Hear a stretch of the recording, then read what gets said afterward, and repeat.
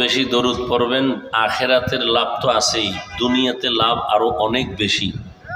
অন্য আমলের তুলনায় ছোট একটা আমল দরুদ, এটা অনেক লাভ।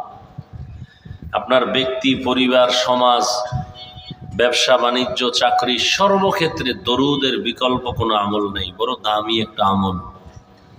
কমপক্ষে প্রতিদিন 300 বার দরুদের আমল করবেন। কতবার? 300 বার। শর্ত দুইটা। 1 নাম্বার শর্ত, দরুদ হতে হবে পবিত্র অবস্থায়। দ্বিতীয় শর্ত হবে নিরিবিলি নির্জনে ধ্যান ও খেয়ালের সাথে দরুদ পড়া। নিরিবিলি সময় কখন? এই রাস্তা আটকান কেন? এই যে জায়গা আছে, ভেতরে ঢুকেন। চলাচলের পথ যেন ব্যাহত না হয়, খুব সাবধান, মানুষের ক্ষতি যেন না হয়।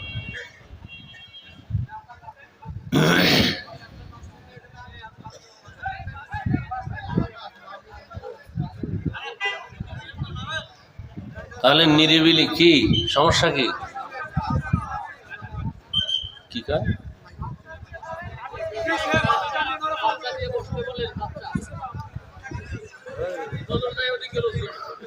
আরে জ্বালা, হে আবার এটা দাঁড়াই রয়েছে না,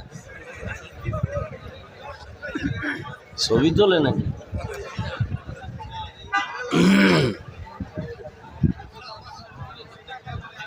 কারো জ্যৈষ্ঠ মাস, কারো সর্বনাশ।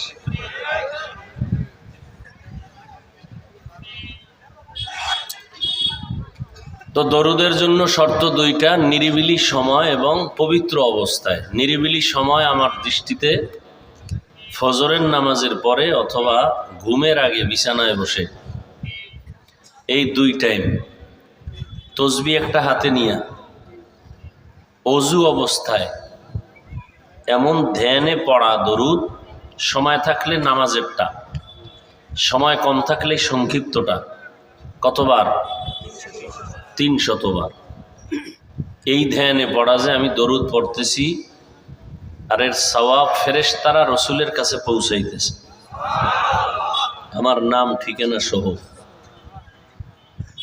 এভাবে দরুদ 300 বার পড়িয়া কিবলার দিকে চেহারাটা ঘুরাইয়া ডান কাতে ঘুমানো। এভাবে লাগাতার এই আমলটা যদি চালু রাখা যায়, ইনশাআল্লাহ শতভাগ আশা ঘুমের মধ্যেই রসুলের সাথে মোলাকাত হয়ে যাবে। আল্লাহ আমাদের তৌফিক দান করেন। কথা হবে না, ইশারায় কাজ করেন, আওয়াজ এমন আওয়াজ দেন যে এই পর্যন্ত আসে। আল্লাহ আমাদের বেশি বেশি দরুদের আমল করার তৌফিক দান করেন। যাদের আয়োজনে আজকের এই মাহফিল, এলাকাবাসী, প্রবাসে যারা আছেন, বিশেষ করে আমার প্রিয় মানুষ জনাব সাইফুল ইসলাম, না প্রবাসে থাকেন, এই মাহফিলকে কেন্দ্র করে আসছেন। বিদেশে কষ্ট করার টাকা পয়সা এই দ্বীনের পথে ব্যয় করতেছেন। তাদের মন মানসিকতা এতটা পিওর, আল্লাহ তাদের এই খেদমতকে দুনিয়া আখেরাতে শান্তি মুক্তির জন্য কবুল করেন। প্রবাসে আমার ভাই বোন যারাই আছেন, আল্লাহ তাদেরকে শান্তিতে, সম্মানে, ইজ্জতের সাথে হালাল ভাবে, হারাম নয়, কি হালাল ভাবে রুজি রোজগারে বরকত দান করেন। অনেকে কামাই কইরা টাস খেলে, জুয়া খেলে। গতবার সৌদি গেছি, অনেক আমাদের দেশের ছেলেরা খুব দুঃখ করল। বাড়িতে টেলিফোন করে, টাকা নাই, কাজকর্ম নাই, আর অহনে টাকা কামাই করে জুয়া খেলে। অথচ মক্কায় থাকে, মদিনায় থাকে, নামাজও পড়ে না। কেমন কপাল পোড়া!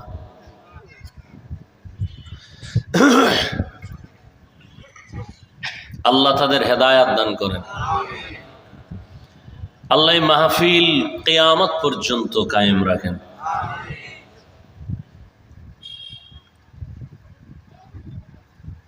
উলামায়ে কেরাম কোরআন সুন্নাহ ভিত্তিক দিক নির্দেশনামূলক তথ্যবহুল আলোচনা রেখেছেন দীর্ঘ সময়। বাদ মাগরিব তো মোহতারাম ইয়াহিয়া মাহমুদ সাহেব মনে হয় না বয়ান রেখেছেন, যার বয়ান বুঝতে হলেও কিছু জ্ঞান দরকার, যার বয়ানে এলেম আছে, আমল আছে, রূহ আছে। রূহ অনেকের বয়ান আছে, আমরা তো বয়ান করি কিন্তু রূহ নাই।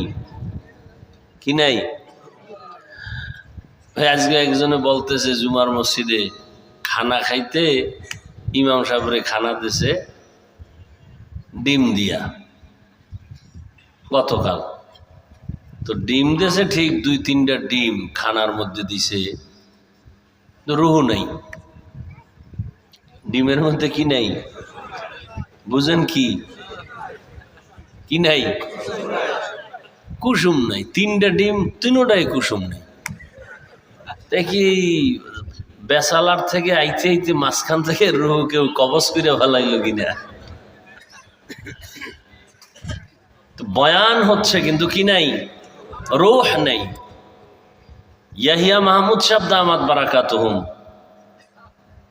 যাকে আল্লামা বললে যথার্থ, এলেমে, আমলে এবং রূহ বয়ানের মধ্যে আল্লাহ হযরতের হায়াতে ইজ্জতে বরকত দান করেন। সমস্ত উলামায়ে আহলে হক, মুরব্বী যারা, সবাইকে আল্লাহ পাক দ্বীনের জন্য কবুল করেন। দোয়া করতে কখনো কৃপণতা করবেন না, এবং বিশেষ করে নিজের থেকে অন্যের জন্য দোয়া বেশি করবেন, এতে আপনার লাভ বেশি। স্পষ্ট রসুলের হাদিস, একজনে দোয়া করলো আল্লাহ সবাইরে মাফ করো, তো একজন ফেরেশতাকে আল্লাহ পাঠায় দিয়ে কয় কি কইছে দেখ। আল্লাহ দোয়া করছে কার জন্য? কয় সারা দুনিয়ার মানুষের জন্য। কয় নিজের জন্য করে না? কয় না। কথা সাক্ষী থাক। কি কইছে? কয় সবাইরে মাফ করো। কয় আগে আমি ওরে মাফ করলাম। হারাম অভ্যাস খারাপ। আমরা নিজের জন্য খুব গুছাই টুছাই দোয়া করি। ইমাম সাহেবের জুমার দিন কইছে হুজুর আব্বার জন্য একটু দোয়া করেন। মনে মনে নিয়ে টাইট মতো দোয়াটা করলে 1000 টাকা দিয়ে দু মনে হুজুরের হাদিয়া। হুজুরের দোয়ার মধ্যে আরো 4-5 জনের বাবার নাম কইয়া লাইছে। মোনাজাতের মধ্যে আর মাথা গরম হয়ে গেছে। দোয়া চাইলাম আমার বাবার, এটা ভাগ হইয়া গেল এখন 6। আমি তো এই আংশিক দোয়া চাই নাই, মোনাজাতের ভিতরে মাথা গরম, হাদিয়ার গুল্লি মারি। শেষ পর্যন্ত 100 টাকা হাতে লইয়া ইমাম সাহেবের দিয়া কয় এরমই কইরেন যান। এরম মূর্খ আছে না? আর একজনের দোয়া চাইছে আমার মা বাবার জন্য, দাদার জন্য দোয়া করেন। তো হুজুরে দোয়া করছে আল্লাহ এক ভাই দোয়া চাইছেন তার দাদার জন্য, আপনি মাফ করে দিয়ে। মোনাজাতের ভিতরে আর মাথা গরম হয়েছে, নাম কইল না কেন? আল্লাহ তো ঠিক পাইবে না কোন দাদা, এই নামে তো কত মানুষ আছে বাংলাদেশে। এরকম কিছু মূর্খ আছে না? দেখ না, জানা যায় গেলি কিছু পণ্ডিত আছে, মূর্খ পণ্ডিত। ইমাম সাহেবের একটা হুজুর কি বাংলা নিয়ত কন? কয়নি? বাংলা নিয়ত কিসের? আবার কিসের নিয়ত? রসুল বাংলায় কথা কইছে, তো তুমি বাংলা নিয়ত পাইছো কই?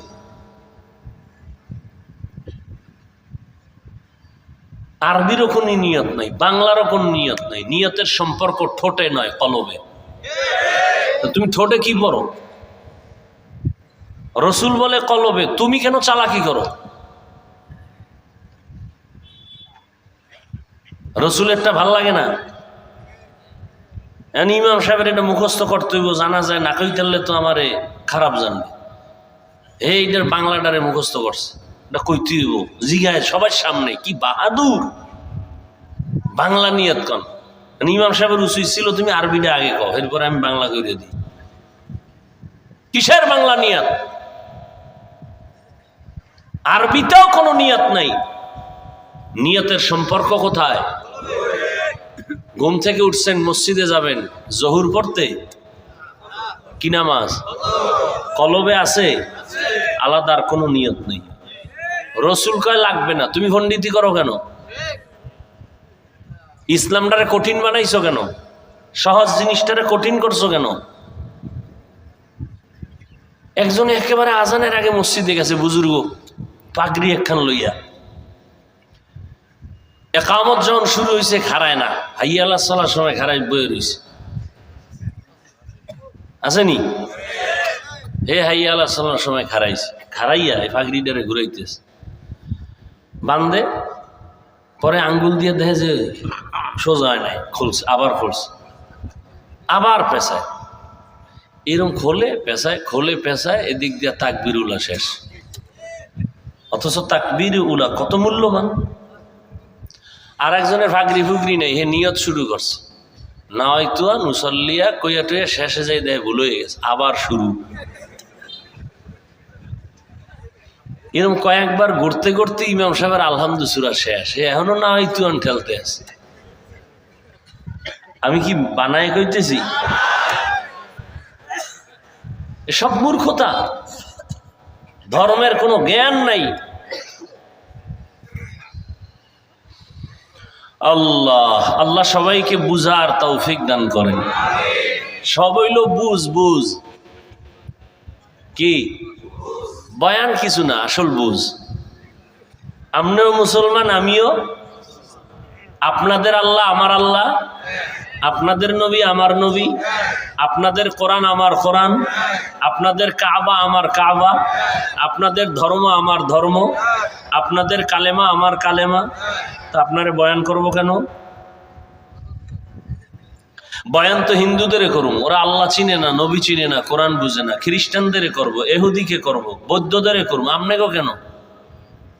আপনি তো আল্লাহ চিনেন, নবী চিনেন, কোরআন বুঝেন, হাদিস বুঝেন, আমগো থেকে বেশি বুঝেন, নাইলে আমগো ভুল ধরেন কেমনে? আপনারে বয়ান করবো কেন? অথচ আপনারে করমু কেন না, আপনার পিছে ঘুরতে ঘুরতে ঘুরতে ঘুরতে খানা নাই, ঘুম নাই, টাকা নাই, চিন্তা নাই, রাত নাই, দিন নাই, বৃষ্টি নাই, রৌদ্র নাই, গাধার মতো ঘুরতেছি, গাধার মতো। নিজের বাড়ি ঘর, ছেলে মেয়ে, পরিবারের কোনো সময় দেওয়ার সুযোগ নাই। এই উম্মতের পিছনে আমি একা, হাজার হাজার আলেম, তাবলিগওয়ালারা, পীর মাশায়েখরা, জুমার খতিব ইমামরা, আমরা বক্তারা পাগলের মতো ঘুরতেছি, রাত নাই দিন নাই, ঘুরাই মুসলমান। তালি দিতে দিতে দিতে দিতে এরপর সেই মুসলমান এখনো নামাজ নাই, রোজা নাই, পর্দা নাই, হালাল নেই। কারণ কি? কারণ শুধু বুঝের সমস্যা। আমার বুঝ কি? টুপি দিলেই শান্তি। আপনার বুঝ টুপি দিলেই মাথা গরম বুঝ। আমার বুঝ আমি দাড়ি রাখলেই আল্লাহ খুশি, আমার সম্মান। আপনি মনে করতেছেন দাড়ি রাখলেই আমার অসম্মান, আমারে বউ ভালো জানবে না, আত্মীয় স্বজন ভালো জানবে না। এই শুধু বুঝটাকে ঠিক করার জন্য এত মেহনত। বুঝটা যখনই ঠিক হয়ে যাবে তখন সে স্কুলে পড়ুক, কলেজে পড়ুক, যে লাইনেই থাক, বুঝ ঠিক হইয়া গেলেই নামাজ ধইরা ফেলবে। বুঝটা ঠিক হইয়া গেলেই আর টুপি খুলবে না। বুঝ লাইন মতো হয়ে গেলে আর দাড়ি কাটবে। সব কিছুর মূলে বুঝ ঠিক নেই, এই বুঝ ঠিক করতে হবে। আল্লাহ সবাইকে বুঝার তৌফিক দান করে। কিছুক্ষণ শুনবেন তো, না উঠা বসা করবেন আর ঘুমাইবেন? বাঙালি তো রাত্রে ঘুমায় না। পৃথিবীর বহু বছর ধরে চক্রান্ত করে জাতিকে পেরেশান করে দিয়েছে বেঈমানরা এই মোবাইল হাতে দিয়ে।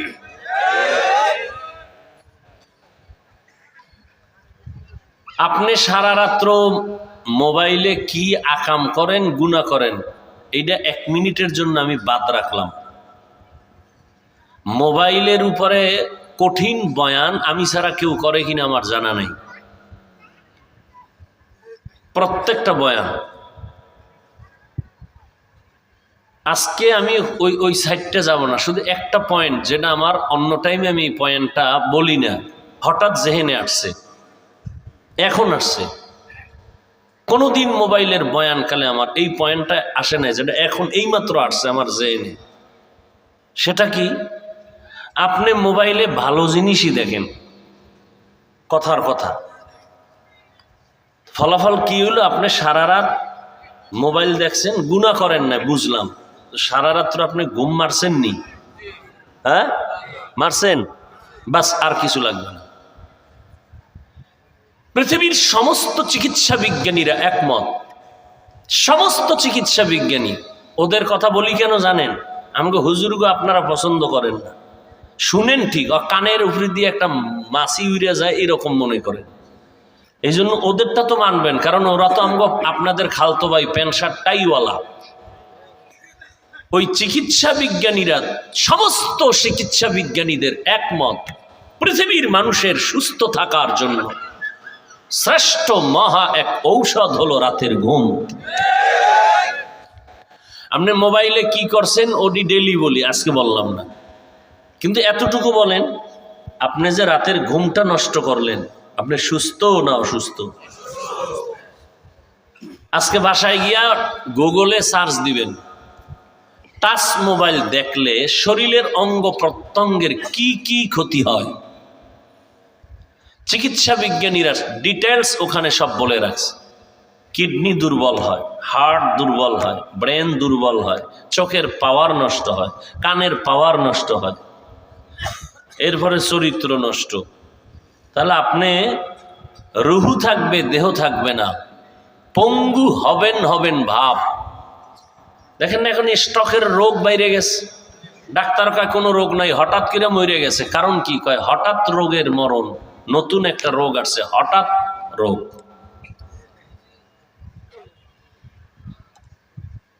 বা সব বাদ, আপনি ভালো জিনিসই দেখছেন, কিন্তু রাতের ঘুম, দিনে যদি আপনি রাতের 2 ঘন্টার ঘুম, আপনি দিনে 10 ঘন্টা ঘুমান, রাতের 2 ঘন্টার বরকত পাবেন না। শুরুতেই বৈশা বলছিলাম, বিল্ডিং, টাকা আছে, সব আছে, আপনি অসুস্থ, কোনো ভ্যালু নাই এই জীবনে, আর কিচ্ছু নাই, আপনি সুস্থ, এর থেকে বড় নেয়ামত দুনিয়ায় আর নাই। না, আপনাকে ক্রমান্বয়ে প্রচন্ড অসুস্থ করতেছে কে? মোবাইল। বাস, জ্ঞানী কপাল বুঝ থাকলে এতটুকুই যথেষ্ট। আর কপাল যদি পুড়িয়ে যায়, তা আমি হাফিজুর রহমান কেন? স্বয়ং রসুল বয়ান করলে ওর কপাল খুলবে না। তো কেমন বেঈমান কপাল পরা যে রসুলের বয়ান শুনেও কপাল খুলে না। যেই রসুলকে এক নজর দেখলেই মহব্বতে জাহান্নামের আগুন হারাম,